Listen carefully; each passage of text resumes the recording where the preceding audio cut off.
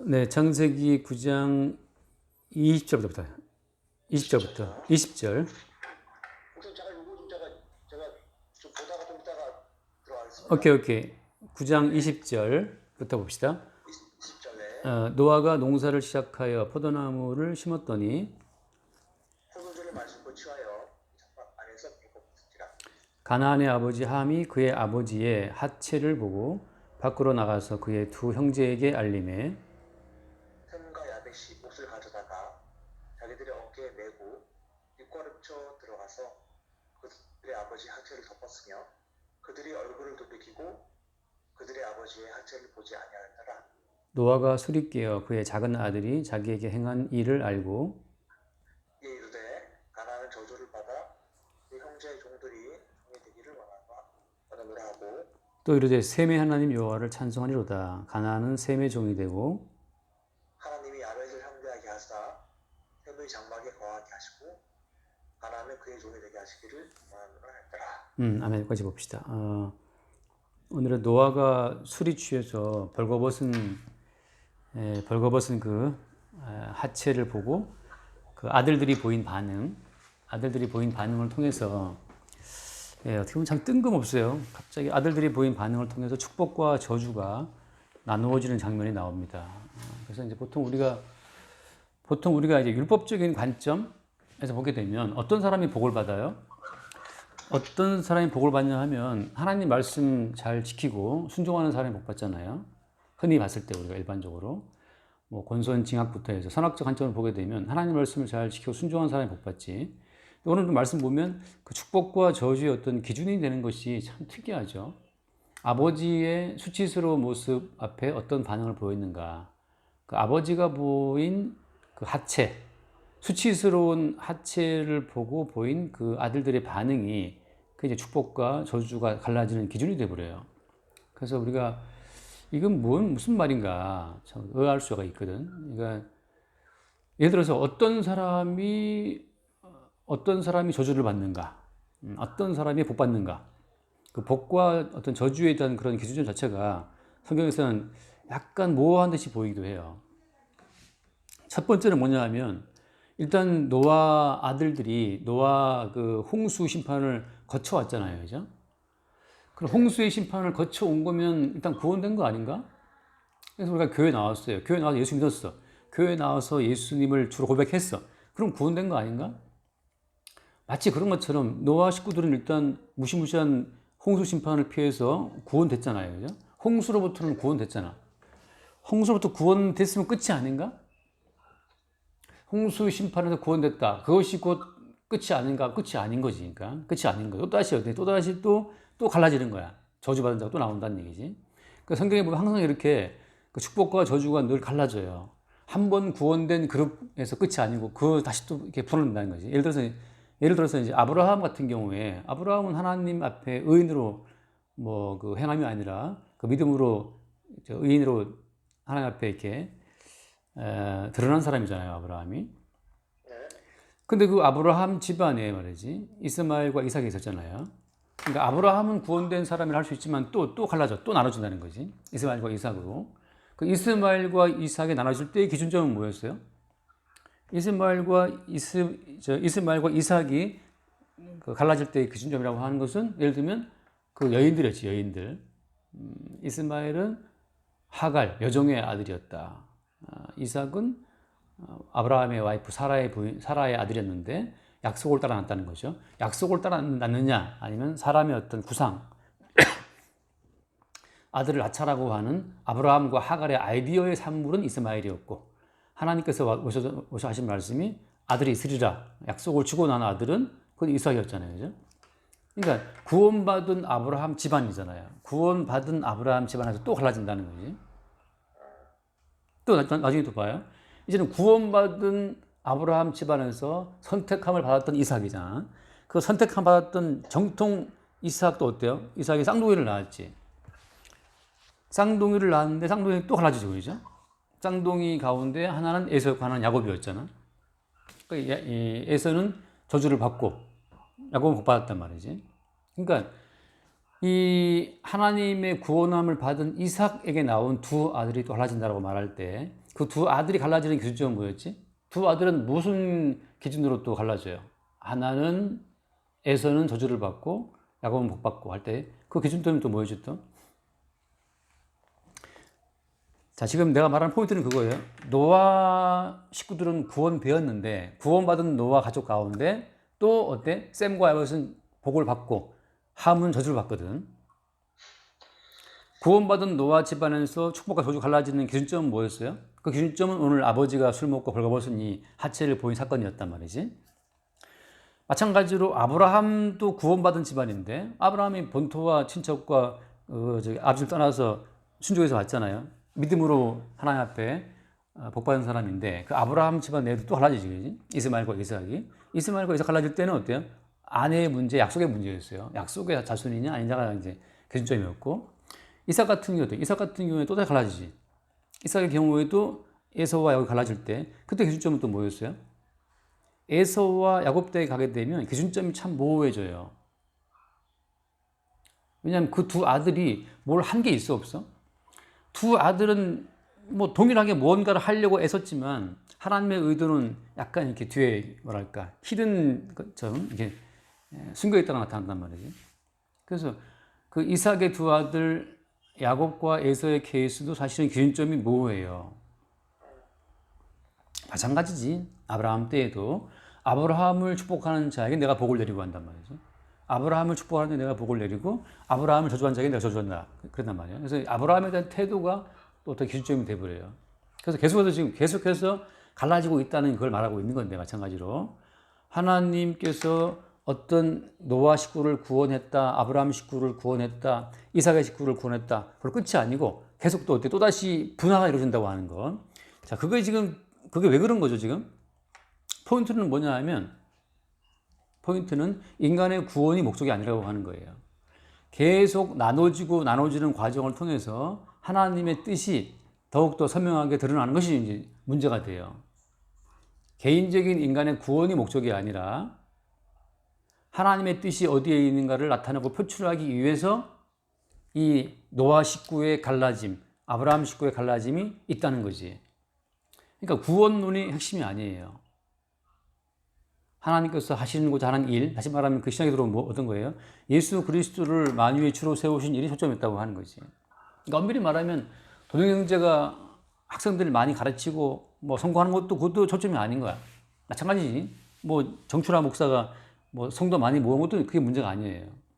초점은 뭐냐 하면 나와 우리의 인생을 통해서 예수 그리스도가 만유의 주라는 사실을 증거하는 게 초점이에요. 그래서 때로는 인간의 행함과 아무 상관이 없는 데서 구원의 기준이 불쑥 튀어나와 버려. 그래서 때로는 어때요? 에서 같은 경우에 정직하게 사냥해 와서 아버지를 섬겨드리려고 했는데 정직하게 행동한 에서는 저주를 받고 오히려 엄마랑 짜고 사기를 친 야곱은 복 받고. 그래서 인간이 생각하는 모든 기준점을 항상 하나님께서 이렇게 그걸 넘어가 버린다고 하는 거지. 인간이 생각하는 구원의 조건과 기준점을 주님이 항상 그거를 뭐랄까요? 넘어간다는 거, 그걸 폐기한다는 거. 그러니까 어제의 기준이 오늘의 기준도 아닌 거야, 이게 말하자면. 그러니까 지금 노아 가족 가운데에서 뜻밖의 사건이 벌어졌어요. 노아가 농사 지은 끝에 포도나무가 농사 지은 끝에 술 먹고 지금 취해갖고 벗고 있거든. 그래서 이제 이 사건 자체에 또 들어있는 하나님 뜻이 무엇인가? 하나님의 뜻의 최종적인 목적지는 예수 그리스도가 만유의 주라는 사실을 드러내는 데 있지만 예수님께서 만유의 주가 되시는 결정적인 사건은 뭐였어요? 예수님이 만유의 주가 되시는 결정적인 사건은 십자가 사건이거든. 네, 죽기까지 복종하신 분이 예수님이었기 때문에. 그러니까 예수님은 하나님 뜻을 따라서 십자가에 죽도록 복종하셨기 때문에 그 십자가의 사건 이후에 이제 만유의 주가 되시거든. 다시 말해서 십자가의 사건이라고 하는 것, 예수님이 주 되시는 그 근본적인 사건이 성경 전체에 다 골고루 이렇게 다 퍼져 있어요. 모든 것 속에서. 이 예수님이 만유의 주가 되시기 위해서 십자가를 진 사건 자체가 성경에서는 매우 중요한 사건이지만 우리 일상은 우리 일상에는 그게 중요해 안 중요해? 우리 일상은 안 중요해요. 우리가 돈 벌어서 잘 살고 아파트 구입하고 이런 건 아무 상관이 없거든 지금. 그러니까 우리 일상적인 얘기랑 아무 상관이 없어요. 일상적인 돈 벌어서 저축하고 집 사고 하는 그런 문제와 아무 상관이 없는 얘기에 지금 우리가 열을 내고 있다. 이게 매우 특이한 사건이에요. 그래서 원래는 그래요. 원래는 사람들이 자기의 일상을 위해 성경을 끌어오거든. 그러니까 나의 일상을 위해서 성경이 도움되지 않나 성경을 살피는 사람들은 대부분 다 이게 바리새인들이라고. 다시 말해서 하나님께서 말씀하고자 하신 거는 아무 상관이 없어요. 이번 주일 낮에 예배 때 얘기했잖아요. 오후에 얘기했구나. 야곱이 기도하잖아. 천사와 씨름을 이기거든. 야곱이 기도하는 목적은 뭐 때문이에요? 하나님의 자원을 끌어와서 내 인생을 확대하는 것이, 내 지키는 것이, 그것이 야곱이 기도하는 목적이었거든. 하나님의 자원을 끌어와서 내 소유를 지킨다, 내 목숨을 지킨다. 이게 야곱이 기도하는 목적인데 대부분 그런 식으로 이제 하나님과 성경을 대한다는 거지. 성경은 그런 관점을 항상 피해가요. 피해가면서 무슨 이제 내 생존과 이익을 위해서 예수를 붙잡는다라고 하는 그 사건 속에서 항상 나오는 게 피해자예요, 피해자. 그래서 뭡니까? 야곱이 씨름할 때 야곱이 이기잖아요, 그지? 그럼 진 사람은 누구예요? 진 존재는 거기 보면 이제 천사인데 천사 나와 있다고 천사가 진다고. 자, 그거예요. 인간이 자기 생존과 영광을 위해서 이길 때 패배한 분은 누구냐? 패배하신 분은 하나님이에요. 신약으로 말하면 어때? 신약으로 말하면 바리새인들과 유대인들이 이겼어요? 예수님이 이겼어요? 유대인들이 이겼지, 그지?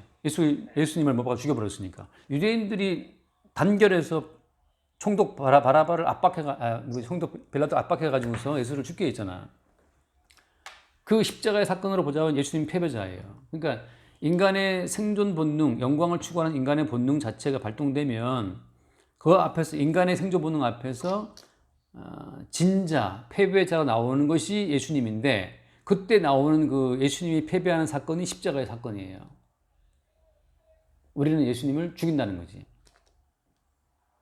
자, 마찬가지로 오늘 말씀 보면 아버지가 술이 취해가지고 정신이 없어. 그래서 하체를 보였어. 그러면 인사불성돼서 의식 없이 하체를 보인 아버지하고 그 하체를 맑은 정신으로 보는 함이라고 하는 이 아들 가운데 누가 이긴 자예요?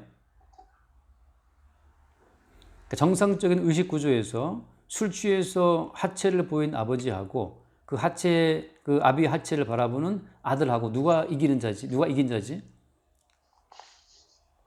도덕적인 우위가 누구한테 있어요?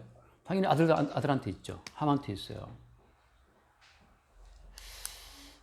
이 사건에서 보여준 것이 바로 뭐냐 하면 아버지가 하체를 보였다, 수치를 보였다라고 말할 때 이 아버지가 보인 수치가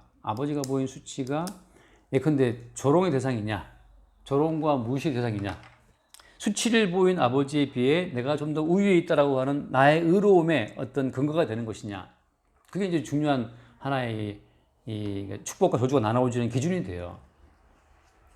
동일하게 말하면 노아의 벗은 것 자체는 십자가에 예수님이 못 박힐 때 벌거 벗겨온 채 못 박힌 거 아니에요?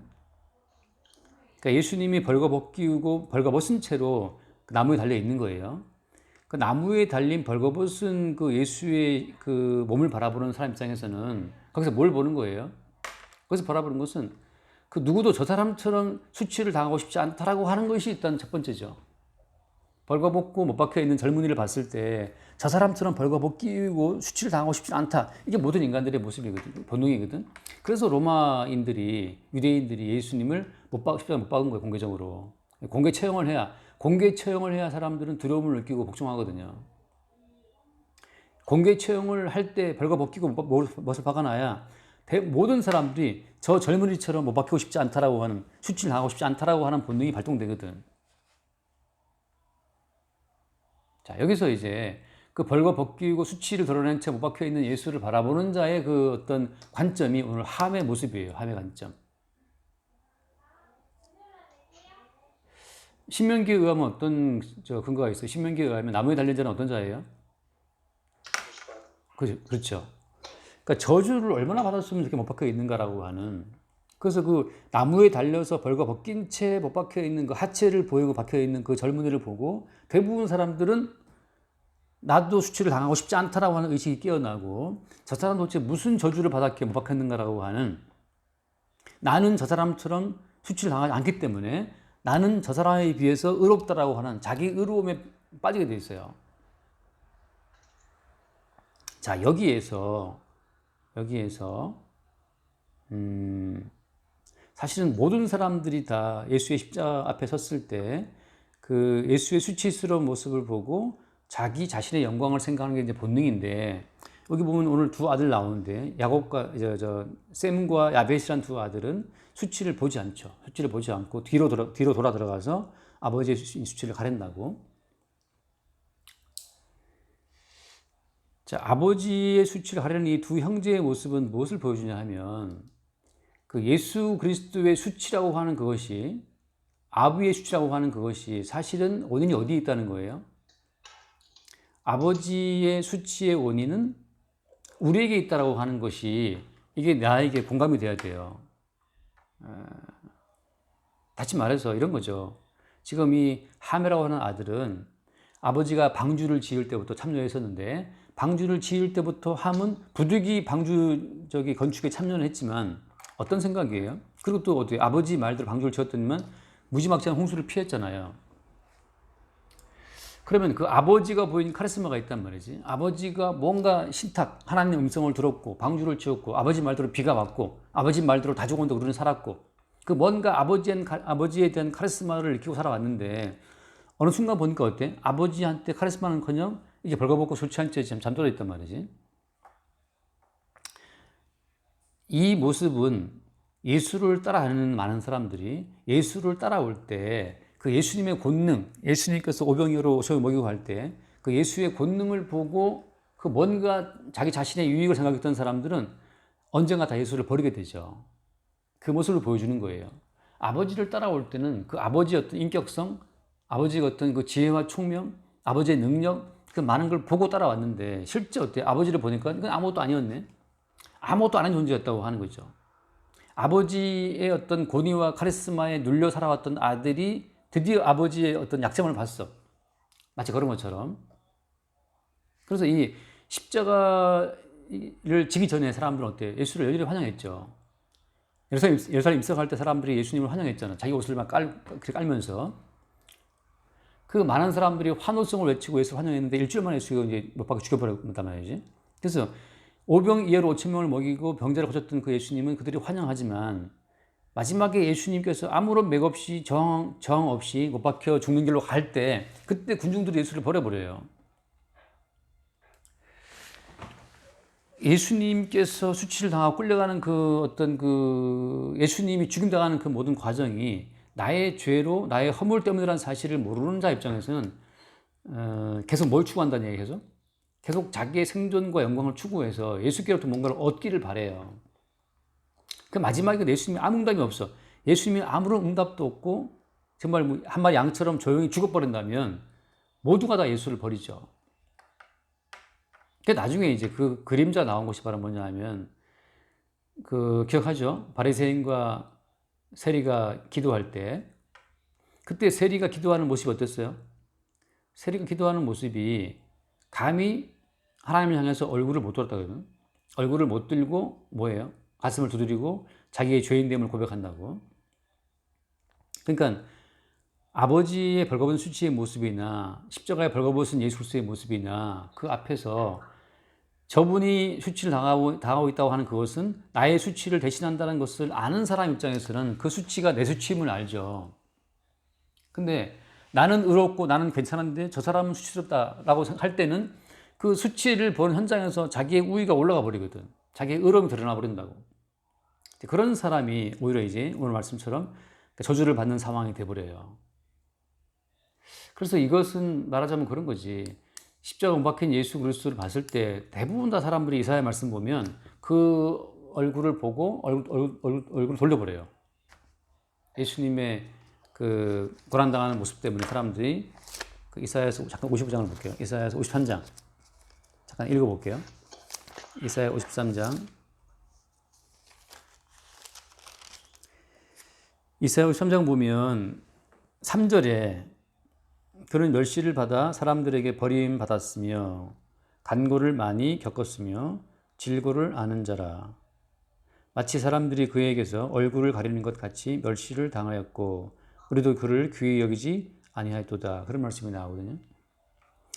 그러니까 마치 우리가 얼굴을 가리고 그 멸시를 당하는 그 사람, 그분을 보고 싶어 하지 않는 거지. 우리가 바라는 하나님 모습은 영광스러운 하나님이기 때문에 우리가 바라고 기대하는 어떤 영광스러운 카리스마를 우리는 보고 싶어 하고 그런 예수를 따르고 싶어 해요. 다시 말해서 우리 자신의 죄인됨을, 수치스러운 자기의 죄인됨을 못 보는 사람은 계속 자기 자신의 존재 가치에 뿌리를 두고 내 존재 가치를 확대하는 쪽으로만 예수를 바라본다는 거지. 함 같은 경우에 아버지를 바라봤을 때 계속 아버지로부터 어떤 그런 카리스마, 그런 아버지로부터 어떤 그런 권위를 받기만을 바랬어요. 다시 말해서 아버지가 지금 술 취해 벌거보고 있다고 하는 그거 자체가 나의 어떤 연약함과 어려움을 감당하기 위한 것이라는 사실을 생각을 못 하는 거지. 뭐 그런 얘기를 해요. 어떤 사람들은 이제 노아가 오죽하면 홍수를 짓고 그 노아 홍수라고 하는 극심한 피로 방주를 만드는 과정부터 해서 순종하는 그 모든 과정이 노아는 굉장히 어떤 힘든 스트레스였기 때문에 농사 이후에 드디어 이제 노아의 그 긴장이 풀리면서 술을 마시고 벗었다. 뭐 그렇게 이제 보는 것도 있어요.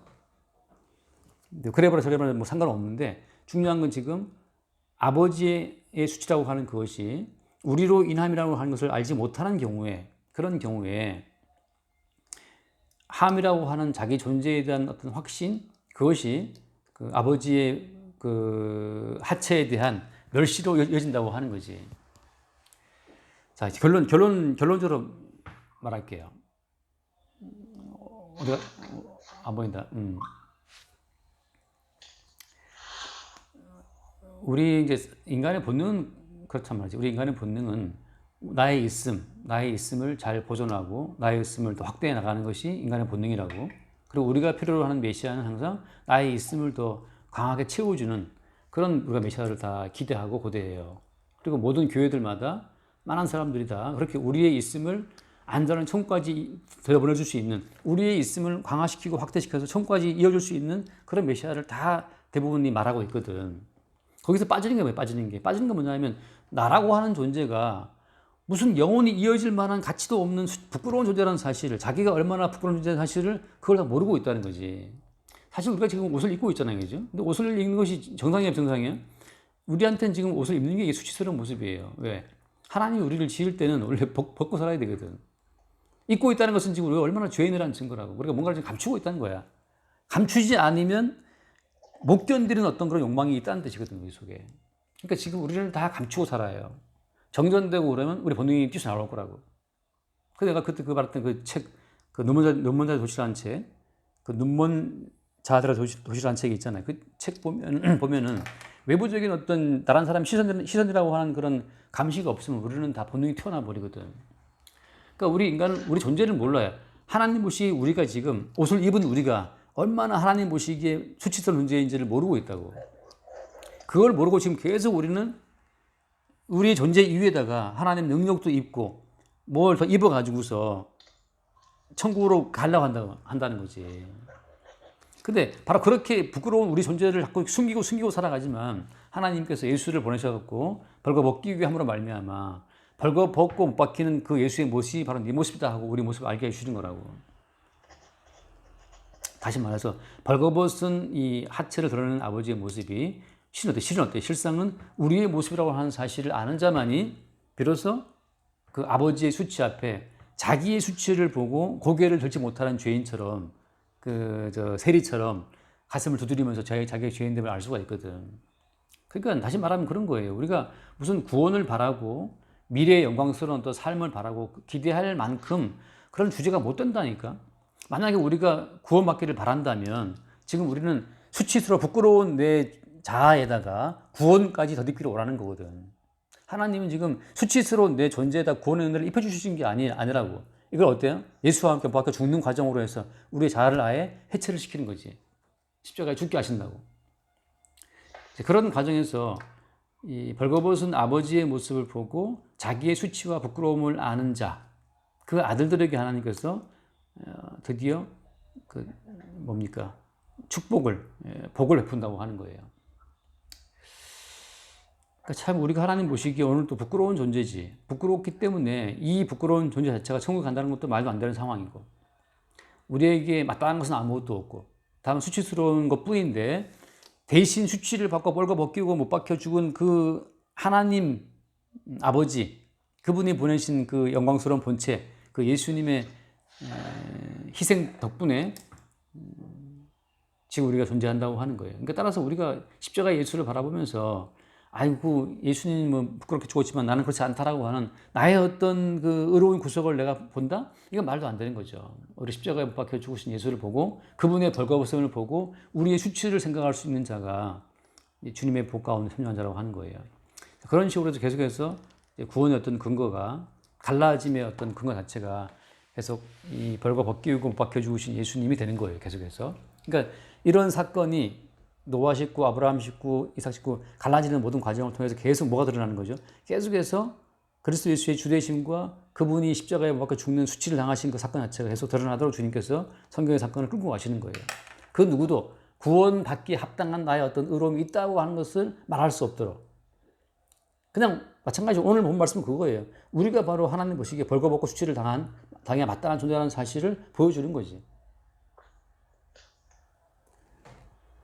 자, 그렇게 날마다 사실 지금 우리가 다 옷을 입었다 뿐이지 다 우리는 부끄러운 존재예요. 그 어떤 우리의 본질과 실상을 성령 앞에서 매일마다 책망을 듣는 자들이, 의에 대하여 죄에 대하여 심판에 대해 책망을 듣는 자들이 그게 이제 성도 보혜사가 임한 성도의 삶이라고 하는 거예요.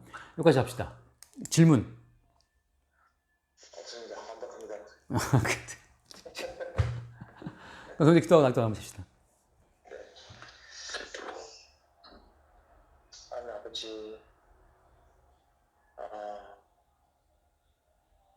저희는 항상 매 순간마다 저의 자아와 발전과 그리고 자기 자신의 어떤 가치를 향해 달려가지만 이렇게 말씀을 통해 저희는 얼마나 부족한 없는 존재인지를 깨닫게 해주는 참으로 감사합니다. 오직 예수께서 십자가에 대신 못 박혀 죽으심을 말미암아 저희 또한 그의 그 은혜로 말미암아 거룩해 질 수 있는 그런 존재임을 주님 깨닫게 해주시고 오직 살아 죽으나 예수 그리스도가 십자가를 향해 저희 생각과 마음이 깊어질 수 있도록 은혜 베풀어 주시옵소서. 아멘. 예수님으로 기도합니다. 아멘.